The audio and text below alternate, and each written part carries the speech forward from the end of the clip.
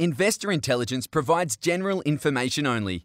You should consider seeking independent advice to see how this information relates to your unique circumstances. Please refer to the terms and conditions available at investorintelligence.com.au for more.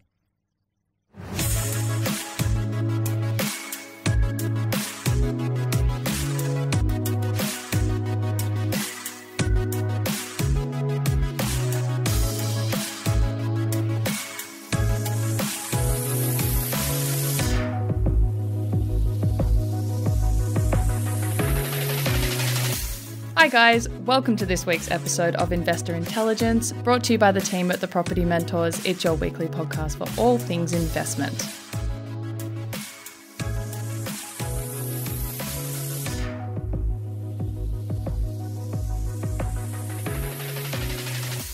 My name is Phoebe Sikowski-Wallace, and joining me all the way from his Airlie Beach home studio is our investment expert and go-to guy for frequently asked questions, Luke Harris. Hi, Luke. G'day, Phoebe. How are you? I'm very well, thank you. How's your day going? Very well, thanks. Nice and warm, nice and humid, although it looks like there's a thunderstorm coming, but they've been threatening that for a while, so it's meant to be the wet season up here at the moment. Lots of black clouds passing by, but not much of it dropping water on us, unfortunately. We do need some rain.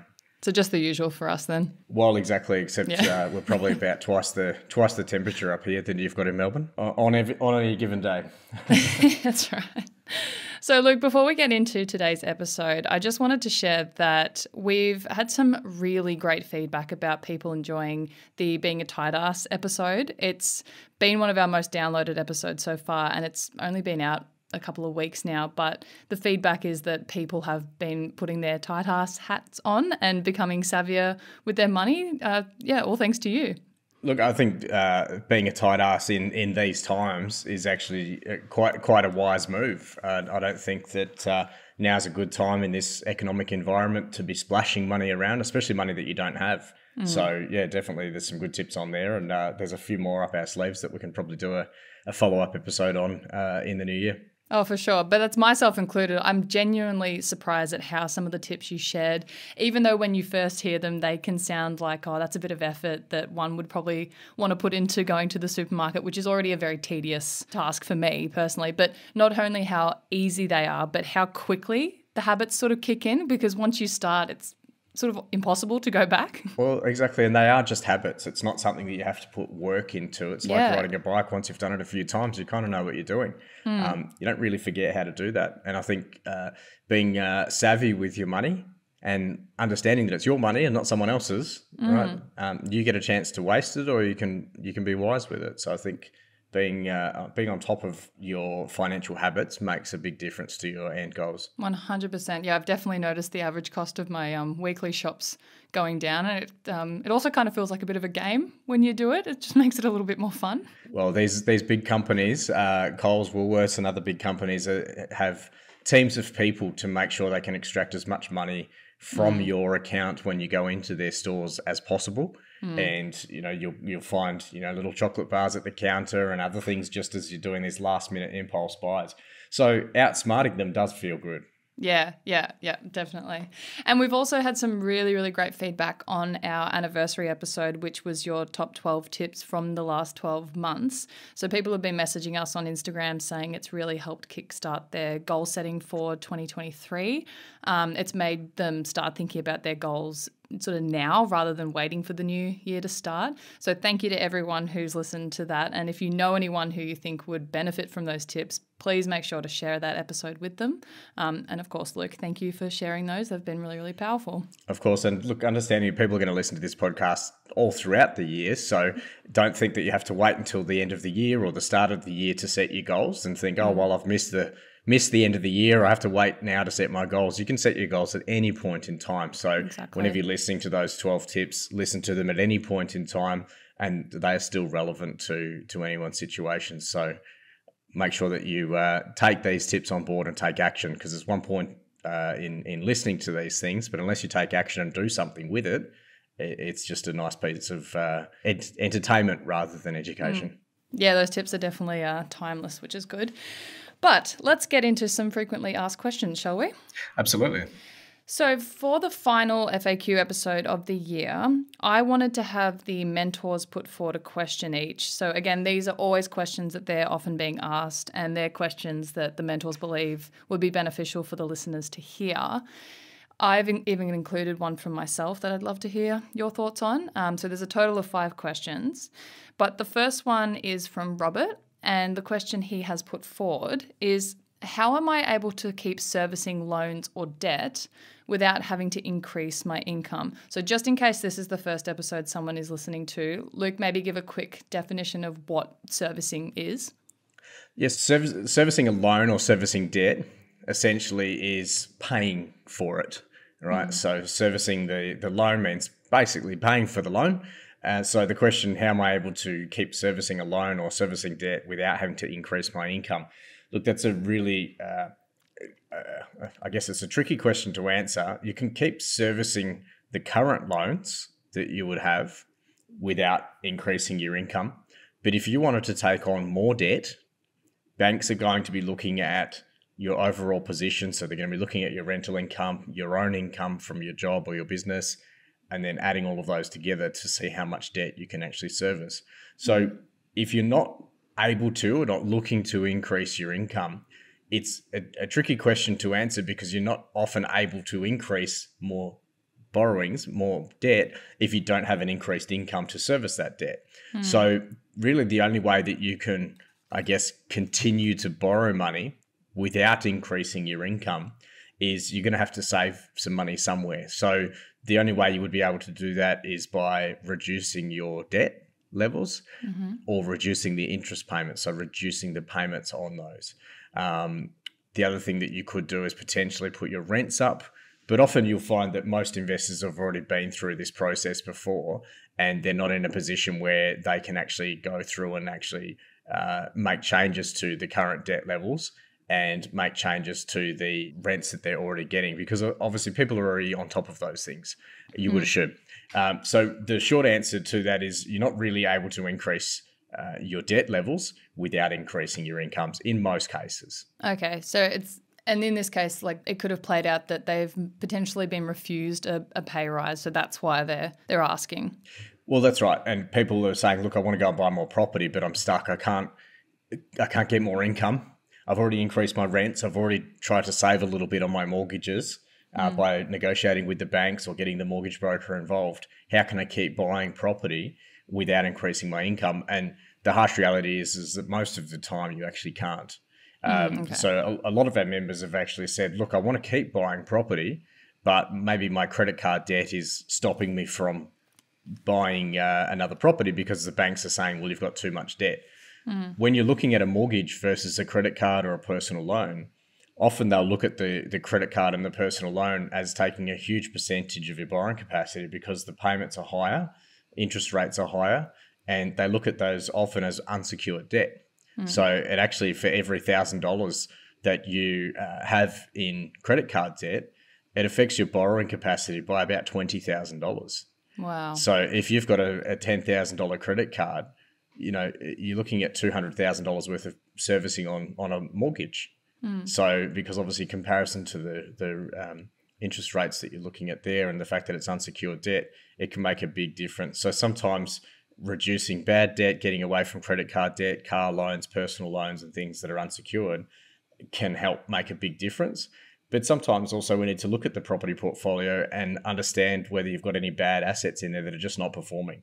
Often we talk with our members and potentially they bought a property 5 or 10 years ago, thought it was a good idea at the time and maybe didn't do the research that we do here at the Property Mentors, and they just secured a property for whatever reason it hasn't performed, and it may never perform. And sometimes quitting one of the older properties or underperforming properties in the portfolio can help you to service more debt by liquidating that property and replacing that with a better property.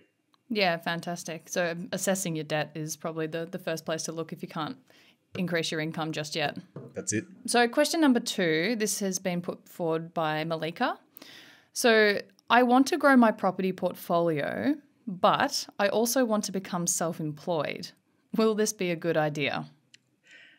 Okay, that's an interesting one and something that I've got got a lot of experience with. In short, when I started my property portfolio, I bought my first property, I was self-employed. And as I've said in many other interviews and so forth, in the past that I've done, I was self-employed, which made it so much harder to get a loan. The banks didn't like me because I was self-employed. It was very odd to me at the time. And as I was 20 years old, of course, going to apply for my first loan, and I had staff working for me, and they'd worked for me for more than 3 months. So the bank said no to me as the business owner, but my staff that had worked for me for 3 months or more could get loans. Yeah, wild. And I thought that was very odd. And I'm like, why am I not able to get a loan? I'm the owner of the business. I get to make all the decisions, yet my staff can get loans and I can't. It's very odd. So self-employed is not the preferred borrower for a lender. Okay. They see that as more unstable. They see that as riskier. They see that as being harder to verify income. Whereas if you've got a pay slip from your employer, you get paid the same amount every week or every fortnight, every month. They can see that coming into the bank account. They know that it's stable and they can essentially bank on that. Might be true, might not be true, but the banks obviously have a lot of data and statistics there. And the reality is that they know the statistics between self-employed people and people on a PAYG income. And the default rates and the problems that they have are obviously lower with PAYG employees. Right. In other words, they see self-employed people as higher risk for good reason. So the people that are self-employed typically have more ups and downs with their income, less consistent income. And the harsh reality for businesses is that 90% of businesses go broke within the first 5 years. Right. So they're not being mean. They're just looking strictly at the data and kind of going off that in general. They are. I think they are still being mean. Of course, to a certain extent, and I did back then. But look, at the end of the day, banks want to see solid and stable income. Problem with being self-employed is the banks want to see at least 2 years of income from that business, but they also want to see good income. Right. So if you've just started your business, or if you're looking to become self-employed, you need to look at where you're at with your property investing first, and whether it's a good idea or not really is for you to work out. We can't really advise you on that. But if you want to grow your property portfolio and become self-employed, what's more important to you? And really what you need to do is do a check and balance against both of these things, work out what's more important. If you're being self-employed, it's going to give you a substantially higher income, and you've got a contract or something that you can go into that's going to be consistent, then that might be a good idea to look at, providing you've already built up your property portfolio to a certain level. To make that decision is going to depend on so many different variables: how old you are, what industry you're in, what the risks are in that industry, what level of debt that you're going to need to build your portfolio, and of course your end goal. What is it that you're ultimately trying to achieve? A lot of people want to go and start a business thinking that they can do, hey, I can do this, I can go out there and do it, but they haven't had any business experience. So you need to look at what level of experience have you got in business, and understand that being in business is not just the trade that you do or the job that you do currently. Yeah. There's a book called The E-Myth that was written many years ago, and I've read The E-Myth and the E-Myth Mastery. Fantastic books if you're looking to go out there into business. And what it does is it highlights the fact that a lot of business owners are essentially what they call technicians. So let's say, for example, you're an electrician. I say that because I've got an electrician working here right now. If you're an electrician, that's great. You might be good at running wires and connecting it all up and making sure that nothing catches fire. That's great if you're a good electrician. But a lot of people fail to understand that to be a good business owner, you need to understand accounting and bookkeeping. You need to understand how to prepare your tax returns and talk to your accountant about those things. You need to understand marketing. Right. You need to understand customer service. You need to understand, managing stock and all of these other things that you don't normally have to do in your current role. And of course, the business as a whole. The business needs a lot more than just you going out there and running cables and putting lights in, right?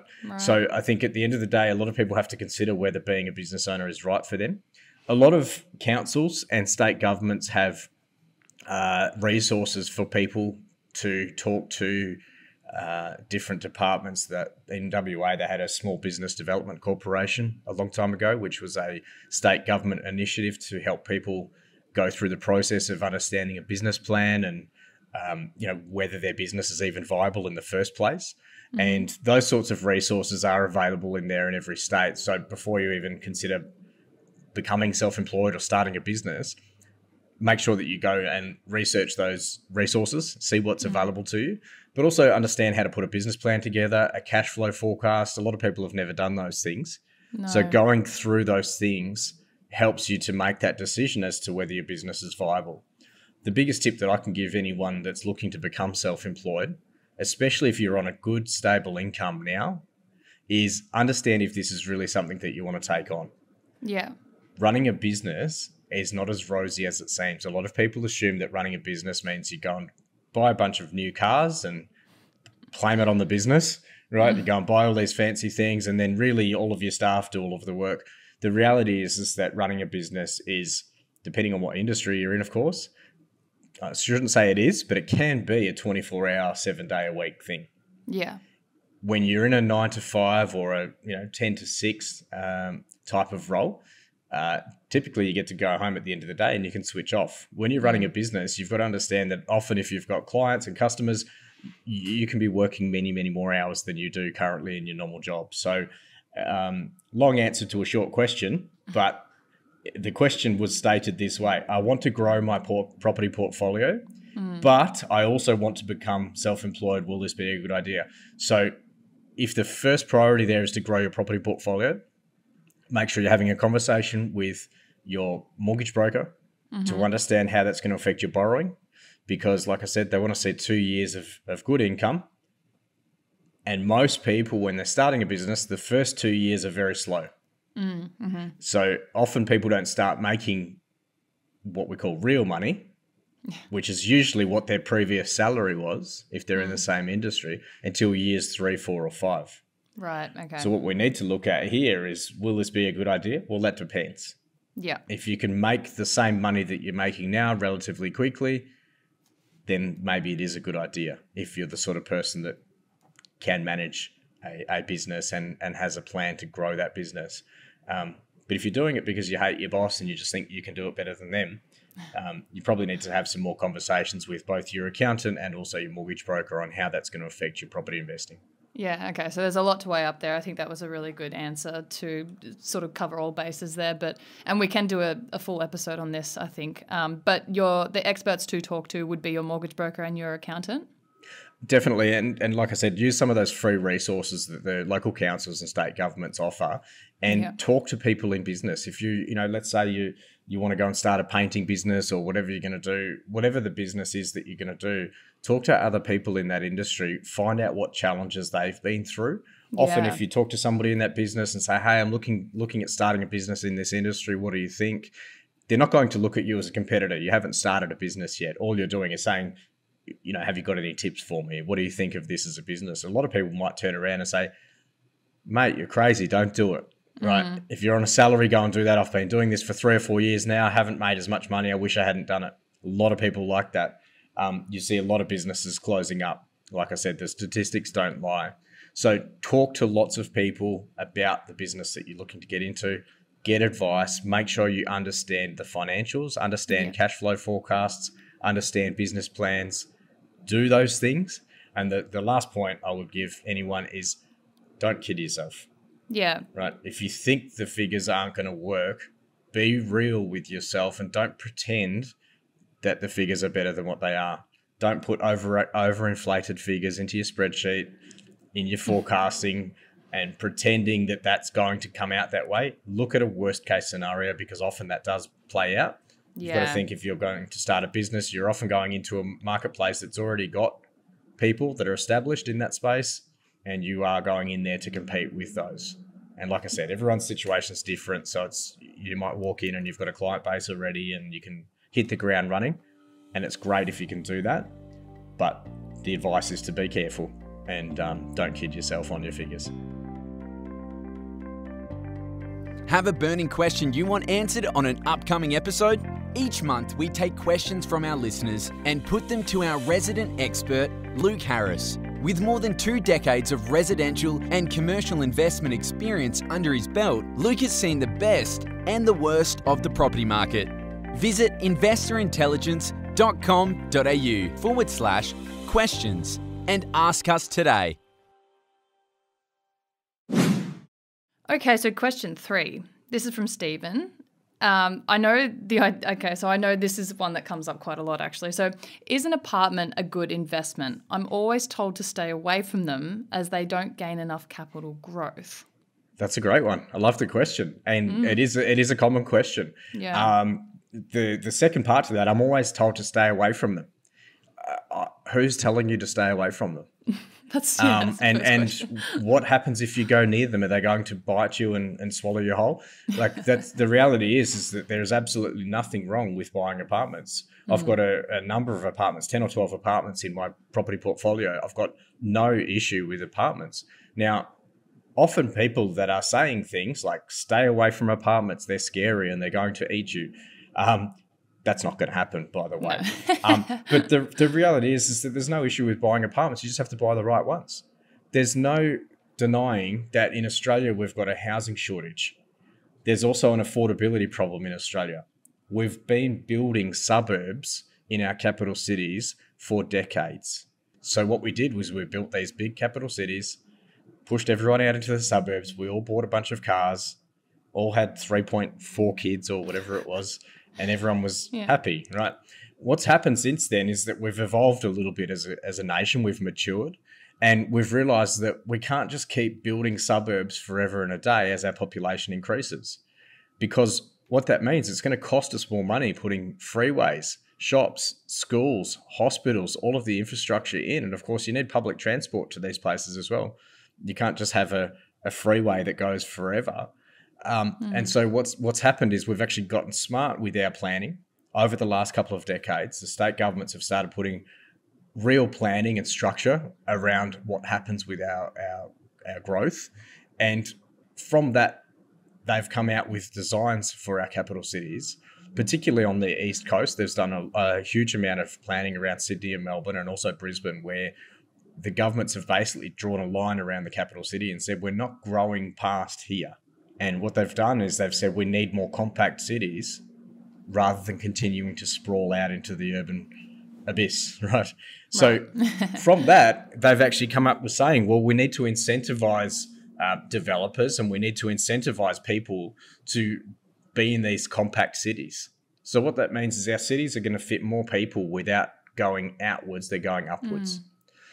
Places like Hong Kong, for example, New York, many cities around the world, Tokyo, think of any capital city, even London and parts of Europe, you'll see there's a lot of density in the city, but also in the middle ring suburbs and even in the outer ring suburbs.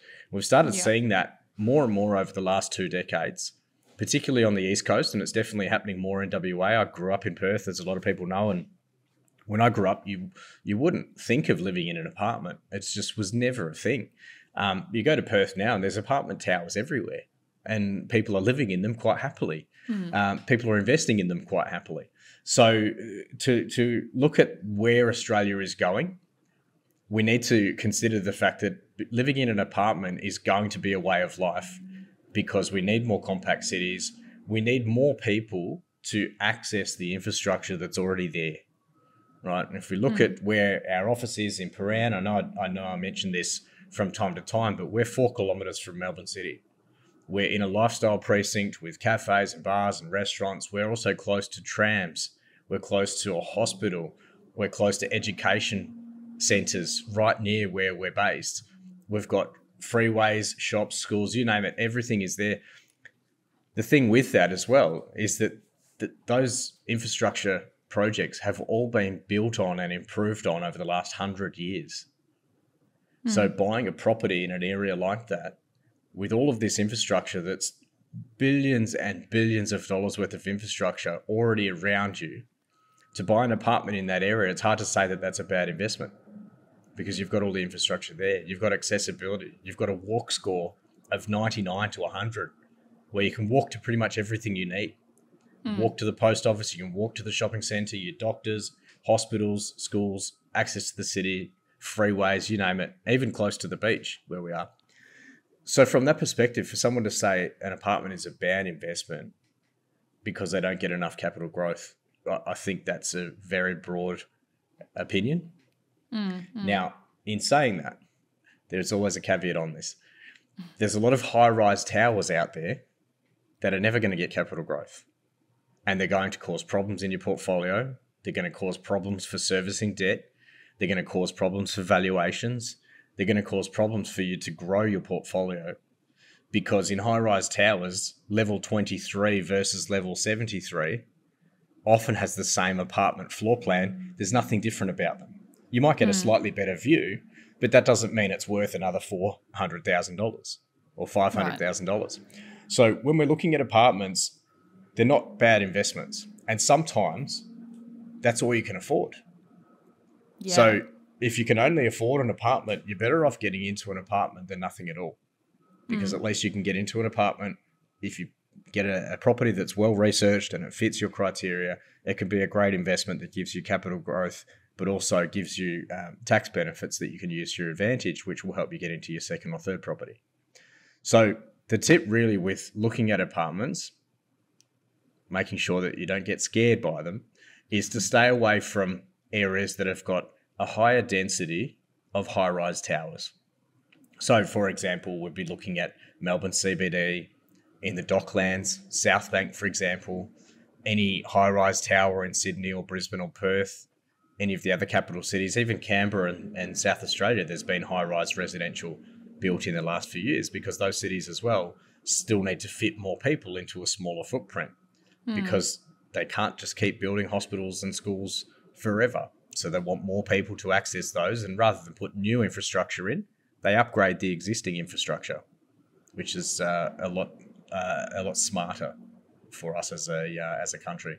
So there's no doubt, obviously, that apartments are in demand to rent. But where do you think that reluctance comes from of apartments? Like, do you think it's just because when people sort of imagine building a portfolio, maybe they tend to think of it full of houses that they would live in, and that wouldn't be an apartment, because an apartment isn't for everyone. It's not for everyone. I agree. I've personally lived in an apartment for the last 12 years until I've moved up to quite the opposite with acreage up in Ely Beach in the Whitsundays, which I love. And of course, when I come back to Melbourne and stay in the apartment, I love that as well, because I've got access to all the amenity and all of the lifestyle opportunities that it provides. But when you say it's not for everyone, it's also not forever. See, some people might live in an apartment for 5 or 10 years, but then they might have kids and then move out to a different area or get a townhouse or a house.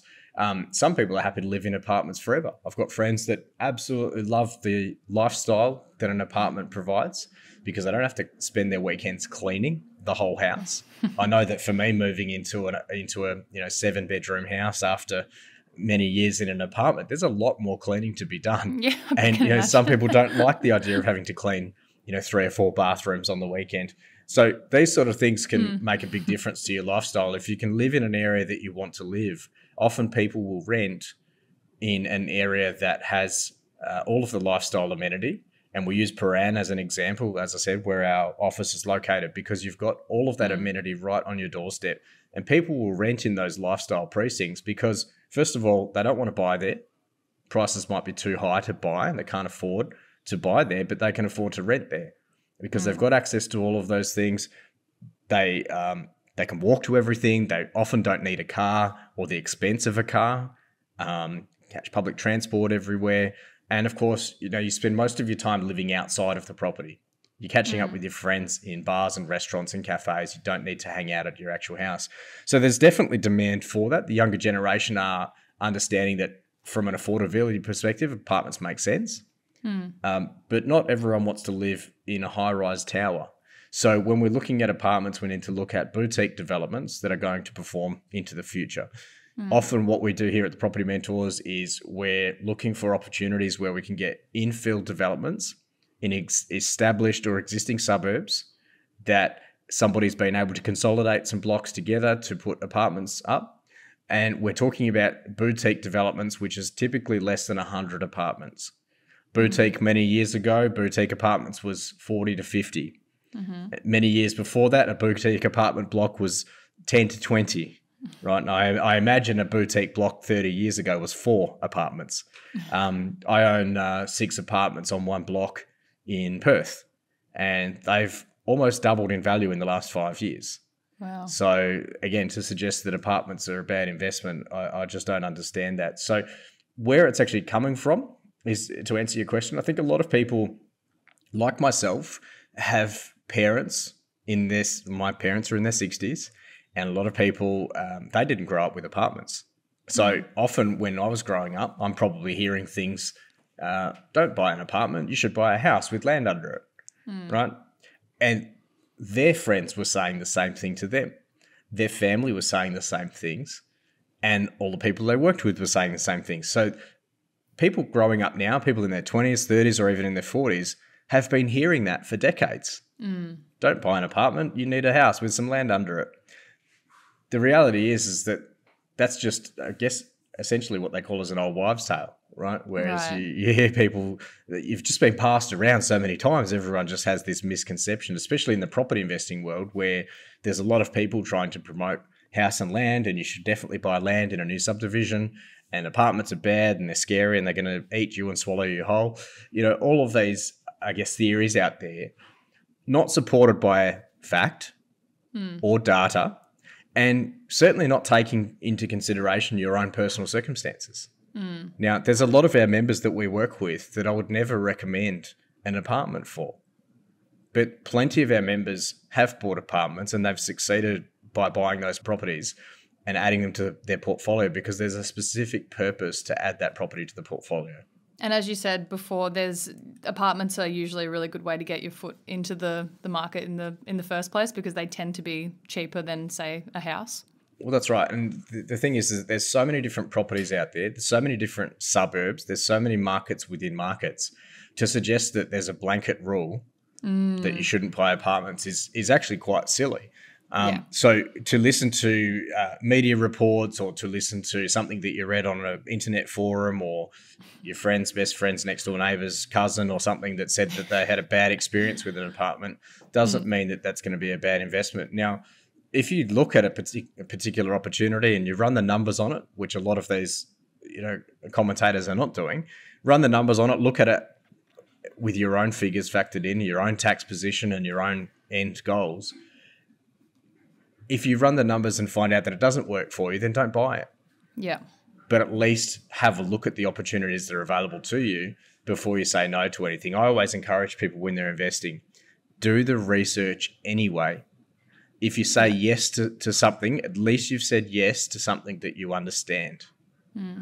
But at the same time, if you say no to something, at least if you've done the research, then you're saying no to something that you also understand. Yeah. So whether you say yes or no, you take the outcome as the investor, right? So no one's going to convince you to do anything. But if you do the research and you understand the investment opportunity, whatever it might be Bitcoin, it might be investing in BHP shares, it might be investing in anything. Whatever it is, if you do the research, you make the decision yes or no, you own that decision. Right? But there's no point in saying yes to something that you don't understand because that's where people lose their money. Yeah, yeah. At the same time, why would you say no to something that you haven't properly researched and you don't understand properly? You could be missing out on an amazing opportunity that's going to help you to achieve your goals. It doesn't make sense to just follow the herd. Make sure you treat your investing like a business. Yeah, it does sound like there's an element as a blanket rule to the idea or suggestion or theory that apartments are bad investments. It just sounds a bit out of date. It is a bit out of date, and it does often stem from the fact that people say, no, you need to buy land because land goes up in value, right? And that's true. But do we want to buy a piece of rubbish, overvalued piece of land on the outer fringes of the world, right, because you want a larger piece of land? Or would you look at an area like Bondi Beach or St Kilda, for example, or in Brighton or Toorak and get an apartment in one of those areas, smaller land component, but it's better quality land. Quality versus quantity. So people need to put things into perspective. It's the quality of the land, but it's also what's on the land, right? I don't want a piece of land in Southbank or Docklands in Victoria that has 40,000 apartments built on it. No. Because the amount of land that I actually own in my purchase price is actually the size of a postage stamp. So again, it's looking at the right ratio between what's actually built on the land and the size of the land, the area the land's located in, and what's the growth potential. If we're buying into a suburb where predominantly that suburb is house and land, and there's only a small percentage of apartments, then the chances for capital growth are significantly increased. Whereas if you flip it around the other way, if 80% of the suburb is apartments, that's a red flag straight away. Right. Well, I think there's plenty in that answer for anyone who does have that concern. So thank you for that. I can talk for hours about apartments, and I can talk for clearly. hours about the reasons why. But I think it is such a big thing for people that they just sort of blanket say, no, I don't want an apartment because an apartment's a bad investment, with no real understanding of why they're thinking that. So I think it's a really good question, and I wanted to sort of make sure that we've answered in detail. And as I said, I can talk more about it, but at the same time, ruling something out that you don't fully understand is not smart investing. Yeah. Again, we can do a whole episode on this if we need to. So, all right. So question 4 is from Pat, or some questions that Pat's been hearing quite a lot. It's a very funny one. I'll be interested to see how you answer this. It could be answered in many ways. How can I get my portfolio to Luke's level? That's a great question. Short answer is start at age 20. Yeah. Like that definitely helps. The younger you start, the better. Yeah. Now, it doesn't mean that you can't get some amazing results by starting in your 30s or your 40s or your 50s. There's no reason whatsoever. The best time to invest is yesterday. Second best time to invest is today. So there's no point and there's a lot of people listening to the podcast is probably going to be just sort of saying, oh, well, I'm just looking around and I'm just sort of looking at a few different options and I'm thinking about what I'm going to do. The reality is, unless you actually get out in the marketplace and actually buy some property, it's not going to work. Yeah. Right? Because you can sit there and research till the cows come home, but unless you actually put your money into the marketplace and buy some property, nothing's going to make you money, right? You can do all the research under the sun. But researching property forever is not going to get you the results. So the best way to get some great results and build a $20 million plus property portfolio is, first of all, understand your goals in detail. We talk about this a lot, the dreams, the date, the dollar that you need to achieve your goals.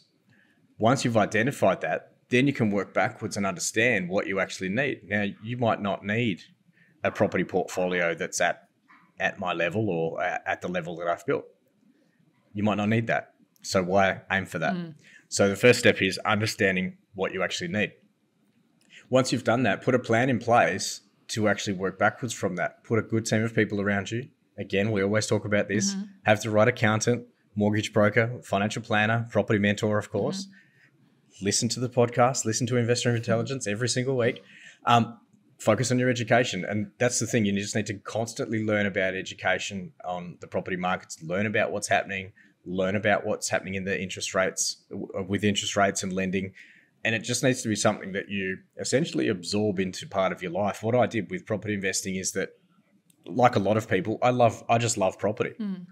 The side benefit is you get to make some money from it as well because it's a great investment class. Banks love lending money to property. On property, and they love lending money to property investors. So I think, well, I've got the banks on my side, so why not? Let's do this. Yeah. But every decision that I've made in my investing career in property has been focused on the end goal. It's been focused on, why am I making this decision? If I don't make this decision, or if I do make this decision, how's that going to impact the end result? So one of the questions, if you're saying, how do I get my portfolio to this level? Ask yourself, with everything that you do, is this decision going to get me closer to what I'm trying to achieve or further away from what I'm trying to achieve? That's a good one, yeah. You want to go and buy a new car? Well, maybe that might set you back a little bit. Can you fix your old car and keep that running for a little bit longer, right? If it's unsafe, probably reconsider the new purchase. But again, you can always replace your old car that's falling apart with a second-hand car. You don't need to go and buy a brand new one. Yeah. So these are some of the things that you need to do. Again, focus on the end goal and understand that it's not going to happen overnight. Yeah. People look at the results that I've achieved in my property investing career, and I'm 42 now, and I started when I was 20. That's 22 years. It's a long time. Yeah. And the reason it's become successful, and people look at me it's taken 22 years to become an overnight success, right? Very long time. But people look at that and think, well, it's taken a long time. How can I do it faster? The reality is that we are relying on external factors here. We're relying on capital growth. We're relying on, money markets and banks and lending. And so a lot of this is actually out of your control. But because I've made good decisions along the way and I've taken a very slow and steady approach, the way that I've built my property portfolio and the way that I teach others to build their portfolio is that slow and steady does win the race. Yeah. And that you need patience. I'm one of the most patient people out there. And I've had to teach myself how to be patient. Very, very difficult for someone with my personality type. But I understand that I'm not going to be a multimillionaire overnight. This is not something that is a get-rich-quick scheme. Yeah. Because you've read, I'm sure everyone listening to the call, you've heard stories about people that have gone bust in get-rich-quick schemes, or they've done something super risky and they've lost their money. I've never been in a situation where that's happened to me because I'm very cautious with my approach and very careful and considered to make sure that every property that I buy adds value to my portfolio as a whole. And this is why a lot of people will focus too much on the wrong things. And this is something that I've had to learn myself, is that looking at the wrong things can cost you dearly. Yeah. So, this morning I've responded to a bunch of queries on one of our members that's asked about where the clothesline goes on the property and where the vent goes on the laundry and the energy efficiency rating. And these are good questions, and they're definitely good questions that we've provided answers to, and they are relevant. But in the scheme of things, they're not that relevant. Right. So these types of things need to be considered whenever you're looking at a property. There's over 100 things that you need to consider. 99 of them are probably going to be not as relevant as the 1 or 2 or 3 things that are super relevant. So we need to look at the most important things and don't get too emotionally connected to the properties. Right. So, from my perspective, to get the property portfolio that you want to achieve, start as soon as you can. Don't delay. Focus on the long term. And don't wait for the perfect time. Right. A lot of people are sitting there, if they're looking to get started or if they've maybe bought some properties, but they're sort of watching and seeing what goes on. The reality is you can't wait for the perfect time because it doesn't exist. You can wait for interest rates to come down. I've spoken to people, and I love it when people tell me, I'm going to stay out of the market until prices come down. I've had that conversation every year for the last 22 years, and I'm sure some of those people are still waiting. Even though prices have doubled and tripled in that time frame. So these are things that you need to, be aware of. Treat your investing like a business, slow and steady approach. Stick with it. Don't give up if it's not making you a multimillionaire after 2 or 3 years, but work with a mentor. And this is why our business is so successful, because mentoring is very different to working with a real estate agent or a buyer's agent who are just there to sell your property.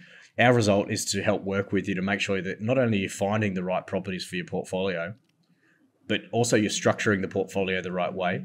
You're using the right experts at the right time. And you know what? Sometimes it does get hard and you do want to give up and you do want to quit and you do want to just say, look, this is not working for me. I want to do something else. But our role as a mentor is to ask you what that something else looks like. Let's actually put some perspective on things. And keep checking in as you build your portfolio and as your life changes, checking in on your emotional readiness, your financial readiness, and your educational readiness. And they're going to change from time to time. But of course, long-term results come from long-term investing. And I'll tell you what, I wouldn't want it any other way. And to get the results for the long term, you do need to make some sacrifices. There's plenty of times where I've, been a tight ass, like we mentioned earlier. And there's times where I haven't gone on big expensive holidays when I could have done that. And I've chosen to invest in property. There's been times where I've had interest rates going up and I've had to find thousands of dollars of money that I didn't have. In my 20s, I didn't have the structure and the process that I go through now, and it was tough. And I really thought about selling some properties and maybe not getting out of investing, but maybe just winding things down. Maybe I should just have 2 or 3 properties instead. And without having that accountability and having somebody to talk to there can actually get really tough. Yeah. And so mentoring works so well because having that person on your side to keep you on track is so powerful. Well, thank you for sharing that. And I've sort of further broken down everything you've said. So start young, do your research, get started, set your goals, make some sacrifices, get educated, get your team of experts, and be patient. That's it. Yep. All right. So this is our final question. It's actually not really a question, it's more of a statement. This one's from me. It's something that I've personally heard from my parents. I know multiple friends have heard this from their parents. I even spoke to one of our members who will be on an upcoming episode, and this is something that she heard from her parents.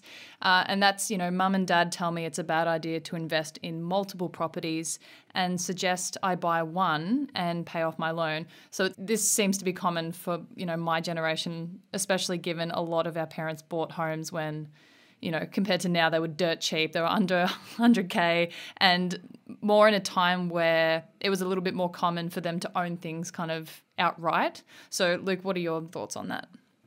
Well, there's two ways to answer it. There's one way of being cheeky, and I would say if that's the advice your parents have given you, then do it.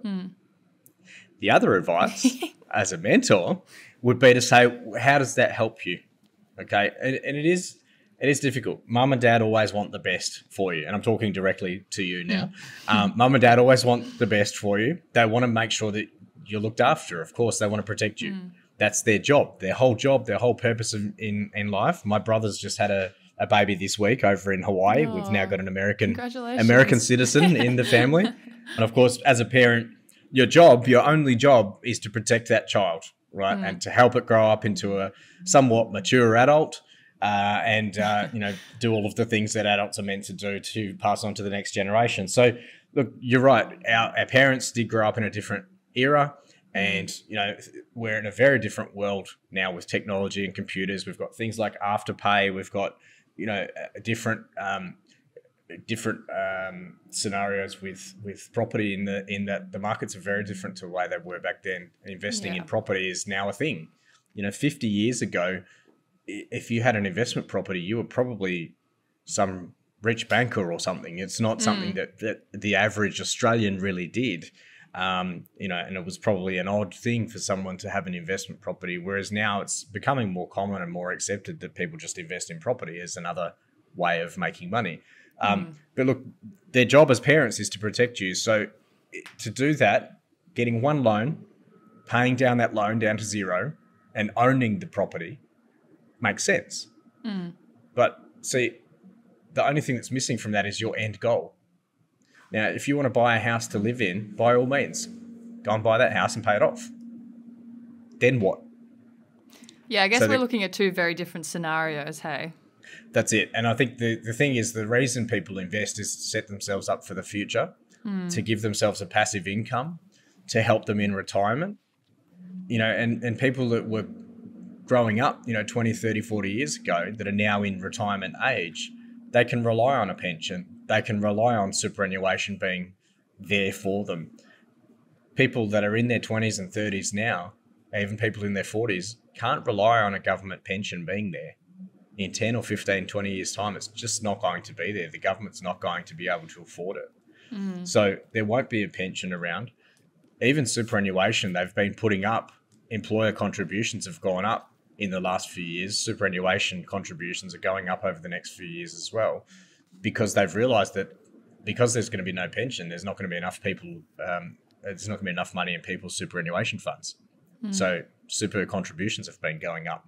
So the difference between buying your own family home and paying it off and having, getting married and having your 2.4 kids or 3.4 kids, whatever the figure is, depends on the end goal, right? If the end goal is to set yourself up for retirement, to build a property portfolio, understand that mum and dad are there to protect you, and by all means listen to their advice. But when you're looking at financial advice, you need to speak to a financial planner or an accountant. When you're looking to build a property portfolio, you need to speak to the people that are there to help you build a property portfolio. And there is a time where you will reduce your debt. There's a time where you will pay down your loans. But by buying one or two investment properties on top of your own family home, if you buy those properties and you hang on to them for a period of time, you might have some equity in those properties. You can sell the properties and pay off your own home even faster.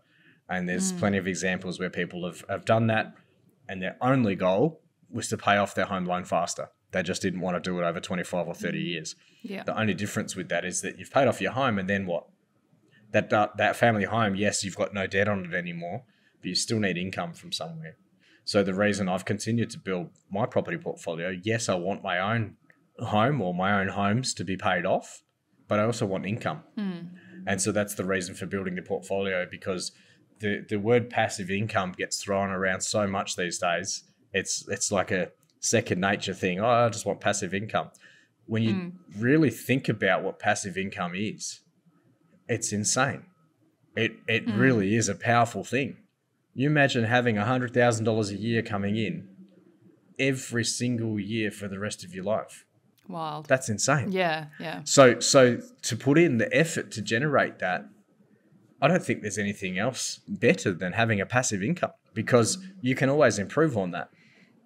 Right? But as we think about our retirement and as we think about getting older, we've got to ask these questions. Is healthcare getting cheaper or more expensive? More expensive. Is the cost of living getting cheaper or more expensive? Oh, yeah, more expensive. Food and grocery prices all getting more expensive, right?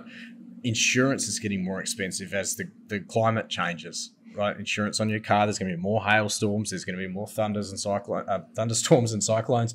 All of these things are increasing our costs, not decreasing them. So the way I look at this, and obviously mum and dads are in different situations. My parents, have done some great things with their investing in the second half of their life. Obviously, once their eldest son Luke forced them into investing in property, and they did go and buy some properties.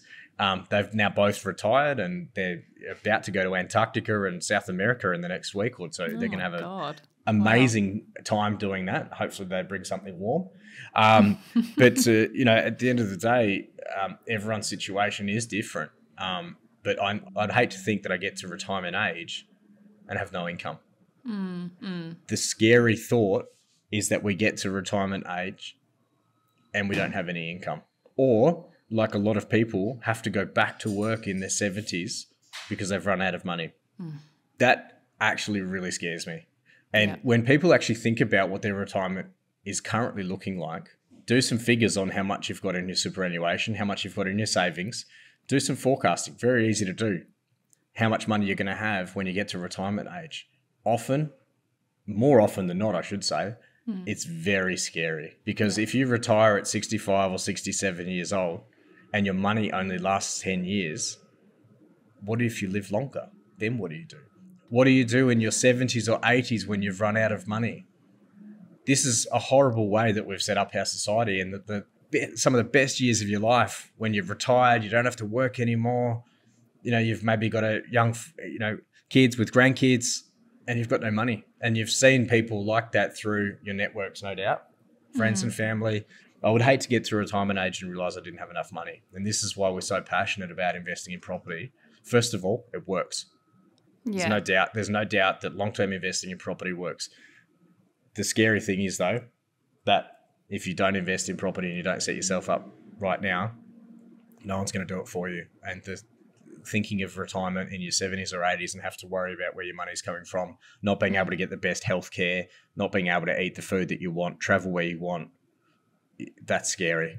And, that should be enough of a driver for most people to think about putting some structure around their investing and go get it. We're in a really, really good country for investing, and we've got a stable economy. We've got jobs here, low unemployment, relatively normal interest rates. We're not talking, yes, they've gone up, but if we compare to other parts of the world, we're still in a pretty fair economic environment, and we're one of the wealthiest countries in the world per capita.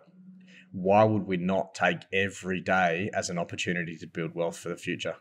Yeah. No, thank you for answering that.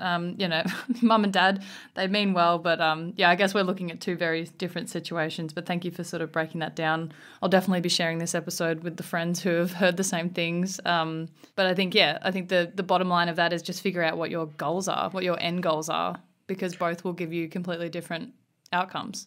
Think about your end goals, but really have a bit of quiet time and spend 5 minutes thinking about what your retirement's going to look like. Yeah. And it doesn't matter what age you are, whether you're in your 20s now, or your 40s or 50s, or you're about to retire in 12 months' time. Think about what your retirement looks like and can you improve that? Most people in this country don't worry about their superannuation. They don't think about it. They don't take any steps to improve it. And they just kind of float through life hoping that it all works out. Yeah, and look, so far away. A lot of people are happy to do that, but see, the end of the day is that it doesn't take much to actually do a little bit of research and understand finances. Some people say, oh, it's all too hard. My accountant does that. My financial planner does that. My husband or my wife does that. And they don't take ownership of this. The reality is no one's going to do it for you. Understand your finances. Understand what direction you're headed and take steps to improve that if you're not happy with it. Because if you don't, you're going to end up in a situation where it's too late. Yeah. Well, Luke, as always, thank you for your time and your wisdom. I hope everyone listening to this found it helpful. Thank you so much to our amazing mentors for submitting the questions. And for any listeners who have a burning question for Luke that they want featured on an upcoming FAQ episode, you can always head to investorintelligence.com.au to submit that. Luke, anything else you want to add? Look, a lot of that was probably a little bit dire. It did sound a little bit scary, and your whole retirement. I think you covered a lot of ground, though. I think that was, quite applicable to a lot of people, which is kind of hard to do sometimes with these questions. Sometimes this is a hard pill to swallow for a lot of people, but the whole point, there's no point in us actually talking about this and being light and fluffy about it, going, you should just invest in property, everything will be okay, and don't stress. The reason why we go into so much detail and why I make such a point of it is the fact that a lot of people will listen to this and they know they have to do something, but they still don't do it. And, if you talk to anybody that has had something major happen in their life, they've lost their partner or they've lost a child, have been through a serious accident, they've had a cancer scare or something that they've managed to overcome. Those people go, life is precious. We're only here for a short space of time. I'm going to grab it by the horns and I'm going to do everything I possibly can to make it the best life I can. And often it's really sad, but people have to have that wake up call for that to actually happen and change the direction that they're going. What we're trying to do here is to make people realize that we get one shot at this life. So if you're listening to this right now, what steps are you going to take today to set yourself up for the future? It doesn't mean you have to stop everything. It doesn't mean you have to change your lifestyle in a massive way, but start taking steps in the right direction.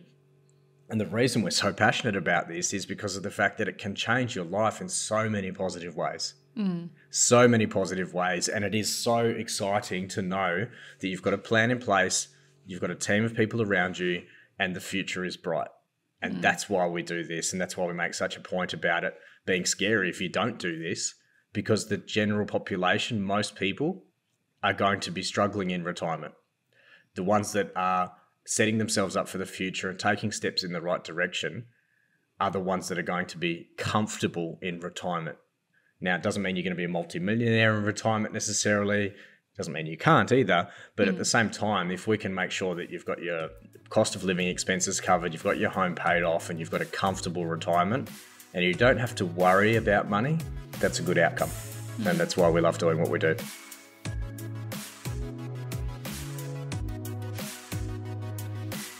If you found this episode or any of our episodes helpful, please make sure to share and leave a rating to help us reach more people on their investing journeys.